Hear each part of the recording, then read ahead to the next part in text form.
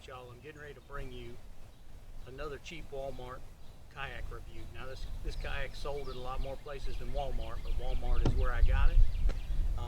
Purchased it about 3 years ago. Like 3 years ago is about when me and my wife really got into kayaking and picked up the sport.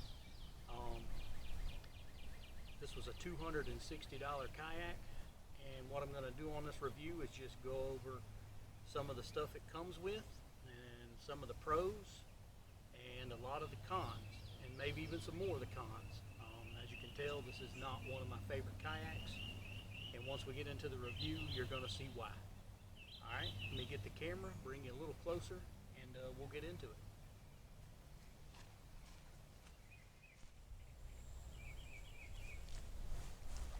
Alright y'all, give you a closer look at the kayak, and then we will start going over it. Like I said, this is a 10-foot Sundolphin fishing kayak that was sold at Walmart. So I paid $260 for it. It comes with a paddle. I don't have that paddle anymore. It was not a very good one. It was kind of short, so you kind of got wet when you used it. So we upgraded it probably a week or two after buying the kayak to a different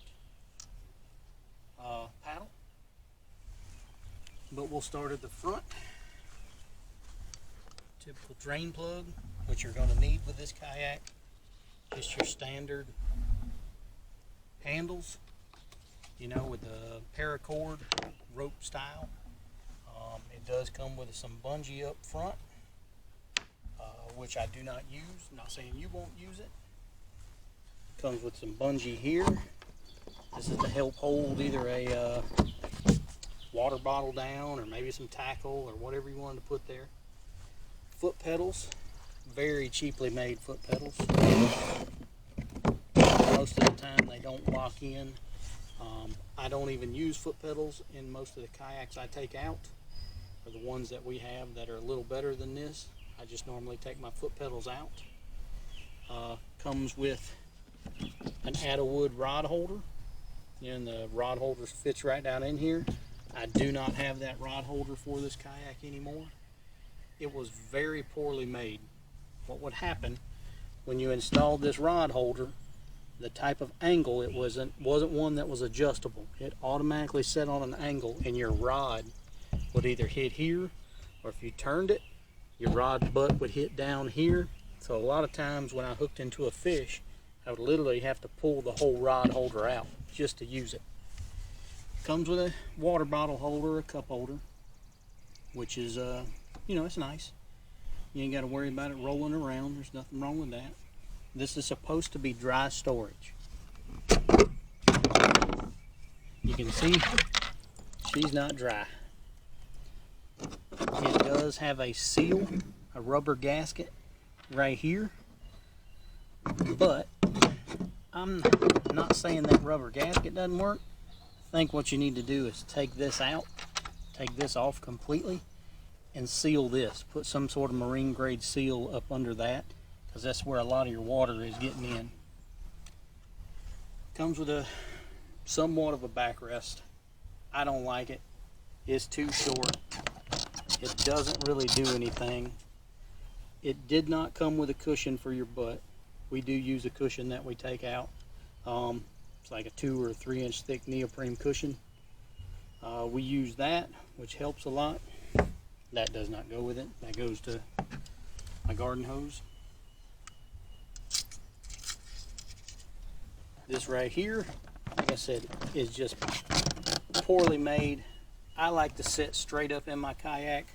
This makes you lean back all day long, and it is like the perfect height to hurt your lower back. Comes with rod holders already mounted in it, 2 of them, front and back. Now they do work pretty good. They're the kind that come out on an angle. I'll show you some footage in a little while why I don't like the rod holders on the angle. And this back here is just storage. It comes with some sort of compartment. Well, I do have it. I just have it at another house. It comes with this like dry storage compartment, this plastic container that fits in there. Now if you put that in there, you don't have any room for a cooler or anything of that nature. So when we do use it, we don't put that container in here. We just either throw a soft cooler back there, or no room for a yak pack or a milk crate. It will not fit, even with this out of it, or that off. And I'll show you another video. This is stabilizers that we had to make because the kayak is so unstable when you're out on the water. Comes with a bungee in the back, wraps around, holds stuff in. This bungee is cut, but I think I cut it. I don't think it broke. You have another drain plug in the back, and just another carrying handle. Now the handles are fine, nothing wrong with them. You do have these little things here, which do work well. I'm not saying they're not. They're just you know, maybe hold your pliers, hold your fish grips, maybe a little tackle box. Nothing wrong with those. They work fine. There is actually okay leg room in this thing, as narrow as it gets in the front. See if I can step to the back. See how you're wide only in the middle and it tapers off drastically to the front. I believe that's what makes this thing so unstable. Nothing on this kayak is also sealed, is another issue. Like this, see how it's on an angle? So if it gets water in here, it runs back to this and just drains inside the kayak. Same with this, it doesn't seal. Like I say, this, your butt portion of the kayak is the lowest portion in this kayak. So when you're out on the water and you get water, either splash or to come up through these scupper holes, and it does come up through the scupper holes, it fills up. And what it does is it runs back here where all your weight is, and this fills up with water. Now it ain't like 2 inches of water, it's just all day your butt is sitting in water, and it does drain out of the holes, but not to the point where it's, you know, keeps you dry. Basically you got water also coming up these scupper holes, and they're very small. No scupper holes back here, so any water that splashes in here, any rainwater, which I'll show you in a minute, just stays in there. The more water inside your kayak, the more unstable it is. So this is not one of my favorite kayaks. You do have these little leg pads, you know, when you're out, they are nice. Nothing wrong with that. One of the pros about it. Coming having its own rod holders is a pro. This, which I apologize for not having it here with me because we just don't ever use it. This little thing here is a compartment, a plastic compartment that fits inside this cavity, and it's got a turned lid just like this, but it's bigger. It's probably 5 or 6 inches, and you can put stuff in there and keep it dry. And that compartment does work pretty good. Now let's get to the major cons of this kayak. Alright, this back half is what I wanted to show you, with it not having any drain holes in it, any scupper plugs. It was just, it rained last night, and she's just steadily holding water. Now when you're out on the water paddling, fishing, you know, it gets a little rough out there sometimes. A boat wake, the spray coming just off your paddle when you're paddling, this will get water in it, and it does need to drain out. With it not being able to drain, it will make the kayak unstable. The more water that gets in there, now it's not even a lot of water, I bet that ain't even, I don't know, maybe 2 or 3 gallons, but I guarantee you out on the lake or in the river or something, that will make this kayak unstable. It's already unstable enough. That's just one of the other cons I don't like about it. So let's move on to something else. Alright y'all, now the major con of this kayak is its stability. Without adding this pontoon system, which I will show in a later video, or another video, we couldn't keep this kayak from flipping on us. I mean, it would steadily just roll over. And you can't hook into a decent sized fish and have to be worried about flipping. There you go.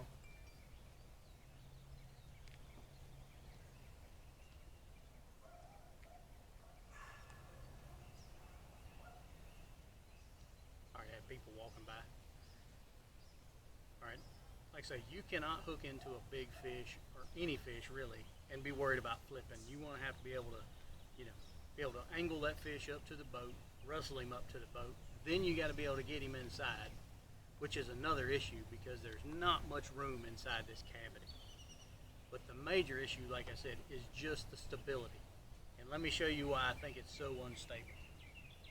If you look at this portion here, see how far down this keel goes? And it is tapered so drastically. The whole kayak is tapered from front to here, basically. From here to basically here is your only flat portion of the kayak, on top and bottom. Everything else is just tapered to a point and then tapered up on a keel. Now, as long as you're paddling in this kayak, like, just don't stop paddling. As long as you're paddling, it cuts the water really good, just because that nose is so freaking pointy. It cuts right through the water. But when you stop, you have to have balance. You have to, or at least we do. And it's not just me. My wife has been in it. My son has been in it. A lot of my son's friends have tried to stay up in it, and it is just an unstable, unfriendly kayak. For $260, I would not recommend it. Like I said, we have used it. We ended up putting a pontoon system on it to keep it stable. And like I said, I'll show you that in this video, but we are not going to take this kayak out in this video.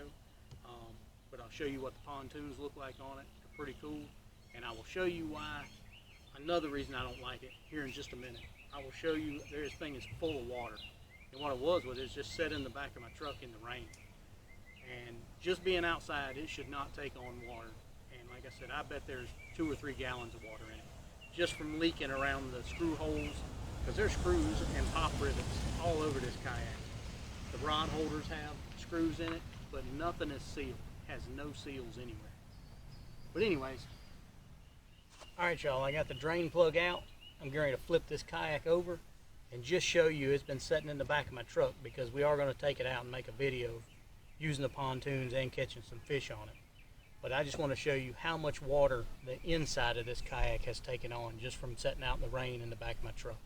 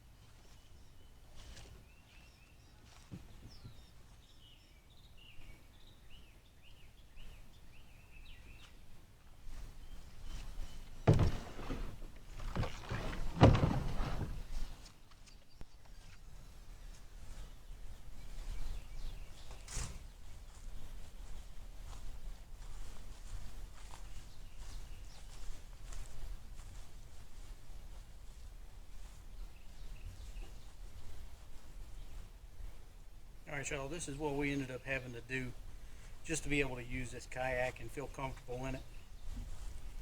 Ended up making these homemade kayak stabilizers, and all it is PVC and bumpers for a boat. What we'll do is we'll end up making a whole separate video showing you how to make those. We'll take the kayak out and show you how they work. And I am not going to take this kayak out in this video. I know that's going to make some of you mad. But in my theory, my hypothesis I should say, do not buy this kayak. It is not worth the money. It is very unstable.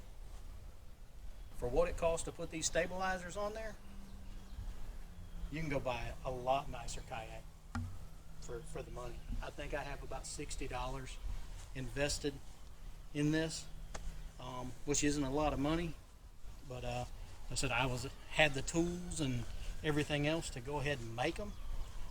And if you had to buy them, they're like $160 on Amazon. So what I would do is just buy a nicer kayak for the money. Grace, you ready to go? You going to go? All right. We will get back at you when we get back at it. See you in a little bit.